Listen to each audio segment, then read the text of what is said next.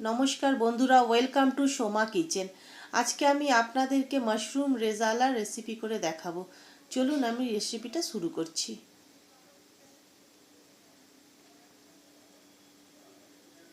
गैसे आमी एकटा कड़ाई बसिए निয়েছি। एर मध्य आमी किछुटा रिफाइंड अয়েল दिए देब। एटा आमी रिफाइंड अয়েল दिए बानाबो।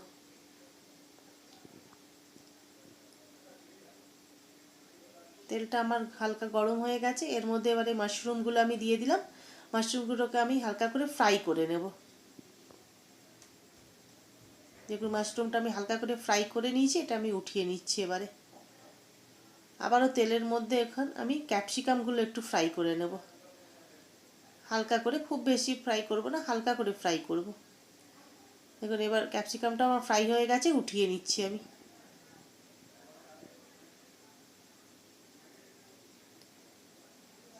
কড়াইতে আবারও আমি এবার ঘি দিয়ে দিচ্ছি। এই রান্নাটা আমি ঘি দিয়েই করব।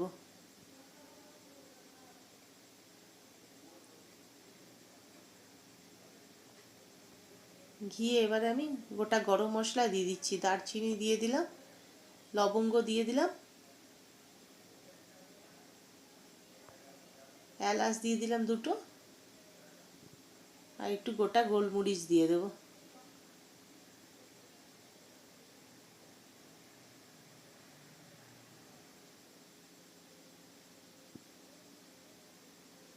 কিছু সেকেন্ডের জন্য আমি একটু ফ্রাই করে নেব। এর মধ্যে এখানে আমি দুটো পেঁয়াজ আমি এখানে বেটে নিয়েছিলাম, পেস্ট করে নিয়েছিলাম, এটাই দিয়ে দিচ্ছি। পেঁয়াজটা একটু হালকা করে ফ্রাই করে নেব। আর দেখুন একটা প্লেটে আমি 1 চামচ পোস্ত, 1 চামচ চারমগজ, আর এখানে আছে আপনার 10 থেকে 12টার মতো কাজু, এগুলো একসাথে আমি পেস্ট করে নেব। পেঁয়াজটা দেখুন আমার ফ্রাই হয়ে গেছে, হালকা লাল লাল হয়ে গেছে। এর মধ্যে এবার আমি আদা রসুনের পেস্ট দিয়ে দিচ্ছি। আদা রসুনের সাথেও আমি আবারও একটুখানি ভাজা ভাজা করে নেব। এর মধ্যে এবার আমি টক দই দিয়ে দিচ্ছি। এখানে 3 চামচ টক দই আছে, টক দইটা এর মধ্যে দিয়ে দিলাম।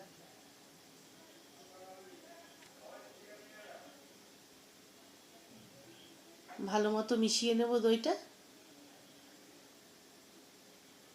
দেখুন এটাকেও আমি ভালো মতো একটুখানি ফ্রাই করে নিয়েছি পেঁয়াজের সাথে। এবার এর মধ্যে যে আমি কাজু, পোস্ত আর মগজটা যে পেস্ট করে নিয়েছিলাম, এই পেস্টটা এর মধ্যে অ্যাড করে দিলাম। এর সাথে এবারে মশলাটাকে আরও কিছুক্ষণ আমি কষিয়ে নেব ভালো মতো।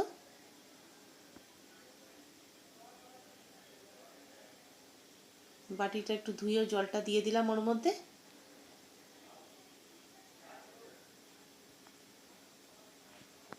এর মধ্যে এবারে আমি রেড চিলি পাউডার এর মধ্যে দিয়ে দিচ্ছি।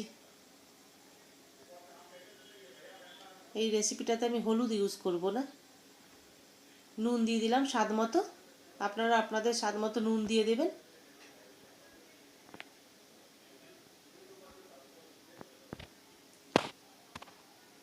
আর 1 চামচের মতো আমি চিনি দিয়ে দিচ্ছি। আপনারা চাইলে চিনিটা স্কিপও করতে পারেন, কিন্তু চিনি দিলে টেস্টটা খুব ভালো আসবে। এবার আমি একটু ঢেকে দেবো এটা, এই 5 মিনিটের মতো, 5-7 মিনিটের মতো, যতক্ষণ না এটার থেকে তেল রিলিজ হচ্ছে। দেখুন ঢাকনাটা আমি সরিয়ে নিলাম। মশলাটা আমার অনেকটাই ভালোভাবে কষানো হয়ে গেছে।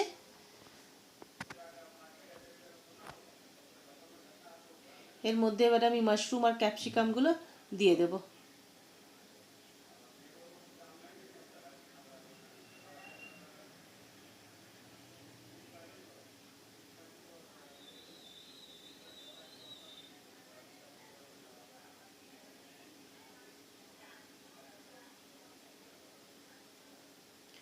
ভালো মতো মশলার সাথে মিশিয়ে নেব। ভালো মতো করে একটুখানি কষিয়ে নেব আমি মাশরুমের এটা।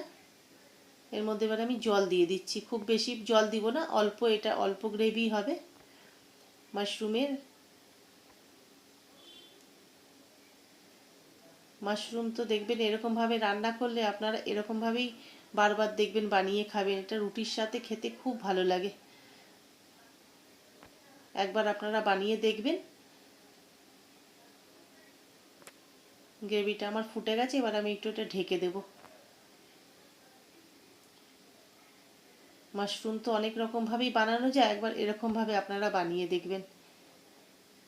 ঢাকনাটা আমি সরিয়ে নিলাম।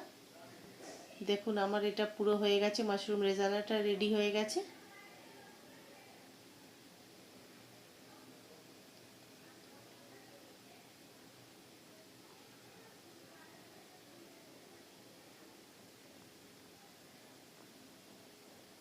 এর মধ্যে এবারে আমি গোলাপ জল 1 ঢাকনা দিয়ে দিচ্ছি। ভালো মতো মিশিয়ে নেব।